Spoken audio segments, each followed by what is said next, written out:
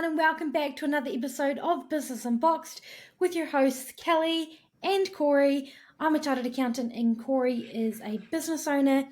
And on today's episode, we thought we'd do one where we kind of discuss how you can build trust with a new client or getting a new client. Quite often we see in business that people are so keen to make money that they kind of miss that step of building the trust and instead just try to sell a client anything they have that might be helpful but may not necessarily be needed by the client. So we're just going to discuss a few bullet points of things that you can do to help when you're trying to onboard a new client or get a new client that can show and build that trust with them to build a good connection from the start without, just sell, and, trying to make as much money out of a new client, which obviously is not the best way to build trust. So I think we'll just start there with, Corey, I think you have like a recent example of not necessarily trying to upsell somebody, but instead building that trust and giving them honest feedback. I'll start off by saying, you can, most people, I guess, at least in business, usually you can smell a sale, right? You can smell a salesman or a saleswoman a mile away. And, when you have a conversation, by the way they talk, and it's all leading towards a pitch and a sale, and it's just like, ugh. It's so, in my opinion, so old school, and it's just not a nice way to do it. So the way I've been taught and the way I try to do business is a little bit different. And it's kind of almost, I'll say, is almost going as far as saying you're almost trying to build a friendship, like a business friendship, not a friend, but a business friendship with someone. And you're building that relationship before you even transact with them, right? Mm-hmm. So you're meeting with them, obviously sometimes it can be pretty quickly. You just give them a proposal or a quote and they decide to go ahead or not, and it's a simple transaction. But, sometimes it takes a bit longer, and if the client's asking the right questions or we're asking the right questions to the client, and you have this kind of back and forth, and there's a proper discussion, around the right thing to do, the wrong thing to do, what they should invest in, what they shouldn't invest in, and I'll get to my example in a second, it can create a bit more trust with the client. So it's not just about selling, and going, oh yeah, we can do that, oh we can do that as well, we can do that. It's about going, well actually, you don't need to do that right now, so let's park that, and being really honest with them. An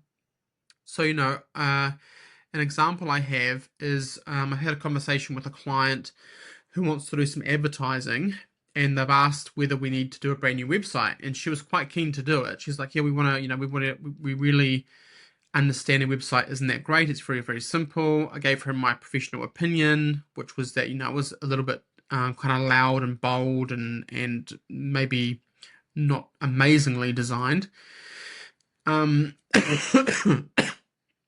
Excuse me. And so, she was quite keen to do it and wanted to know the cost. And I said, well, hold on, let's have a look. She wants to do ads, in particular Google ads. So I said, well, what we're going to do, what we normally do with any client, is we have a tool that tags onto their site, so we can look at the calls that the site gets and the contact submission forms. And so what that allows us to do is we can see how many leads from the ads go to the site and go through one of those avenues to make a sale. And so from that, we can kind of roughly determine how the website's doing, because you have ads, create traffic, go to a website, the website converts the traffic into a sale or a lead. In this case, it's a service-based business, so it's a lead, and then the owner or whoever's taking that lead has to convert it to a sale, right? Mm-hmm.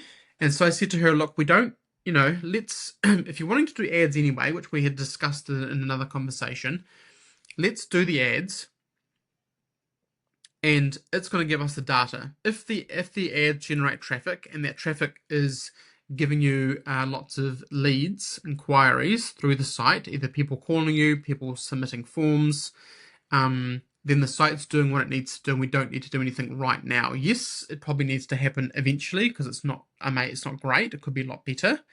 but it's not hindering you making business necessarily. Um, if the leads are coming and no one's doing anything, there's not many phone calls, there's not many leads, form submissions, then it possibly is a website thing, and people are kind of confused. They're not liking it. It doesn't feel trustworthy. And so at that point, then it's like, yes, we need to do something now to fix this, to get the conversions, to get the inquiries happening. Um, So that's an example of, I could have just said yes, yes, yes, yes, of course, let's do a $5,000 website revamp. Yeah. We need to do that to make sure the ads convert. But the reality is, I don't want her to overinvest. I want to build trust with her. Yes, maybe I left money on the table. Maybe that was a silly decision, some people might say, but I feel like I did the right thing. I'm building trust with her. We don't need to do that right now. She's really happy with what we've discussed, and we've discussed quite a few different things. I've given her my honest opinion. And when she does want that done, she'll come back to us to get it done. Yeah. And the same thing with the ads. Like, she was asking about Meta and Google, and whether what happens if they get too many inquiries. And I said, well, that depends on whether you want the business to grow or not.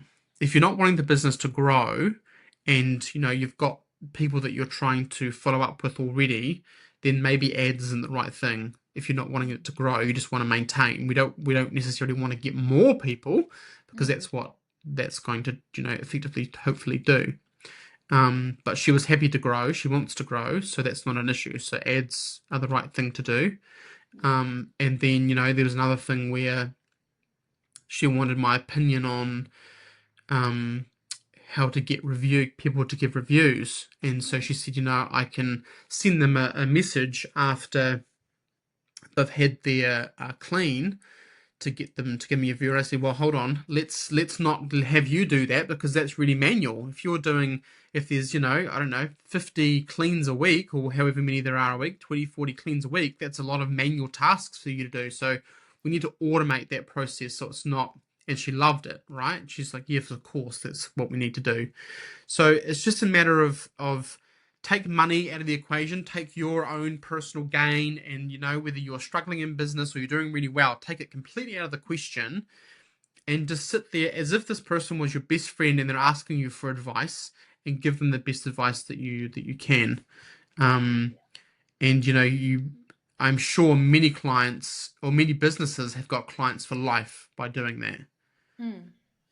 Yeah, and so another thing that you can do to build trust, and Corey, I don't know if you've got examples for this one or not, but it's not overselling what you can provide.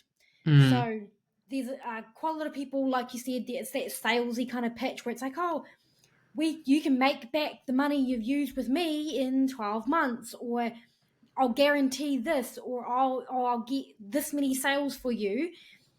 I like, if you can't then follow through with that, which there's a lot in like the sales realm. If you are promising somebody will get a certain number of sales, there is no guarantee on that.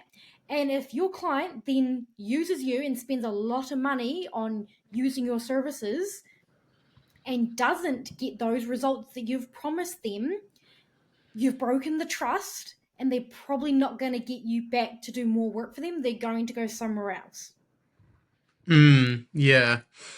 I mean, guarantees can be good as long as you stick to them, but Mm, you've got to have kind of strict rules around how you use them, and it can help. It can help having guarantees, because it gives someone, you know, I guess, a guarantee that if something doesn't work out a certain way, that they're going to get something back in return.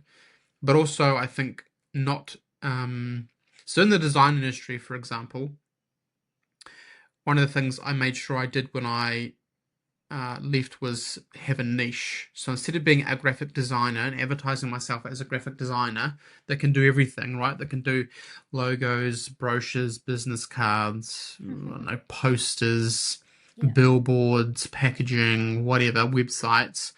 I'm like, no, I'm going to focus on packaging. So even though I can do all those things, and if I'm having a conversation with a person, and it comes up, I can be like, yeah, I can do that as well if that's what they're wanting. But I think, don't just, go out and sell every single service that you can do, because the more services you do, the less of a specialist you are, Mm. right? You become a generalist, not a specialist. Yeah. So, there's a young graphic designer that I'm going to catch up with next week that's just starting out.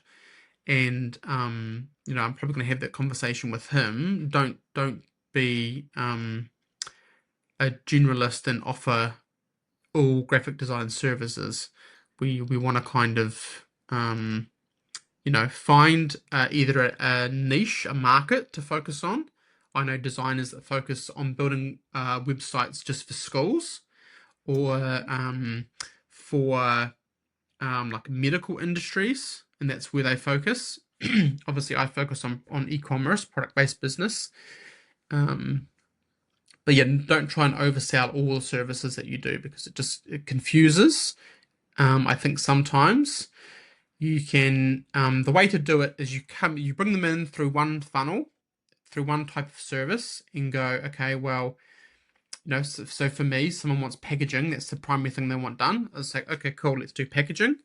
And then that might evolve into a brand refresh with a new logo, or it might evolve into a website or a brochure, which I've had done plenty of times with customers that I've worked with. They start off with one thing, and they're like, "Oh, do you do this? Do you do that?" I'm like, "Yes, yes, we do that as well."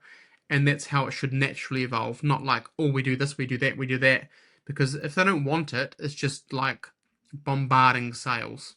Mm. Totally agree. And also on that, if we're talking about more the service side, another thing is obviously with services, there can be a lot packed into one service. So if it is one Mm, service that you're doing, your website's probably not going to outline every little thing that you do in that no. service, so what's included, what's not included.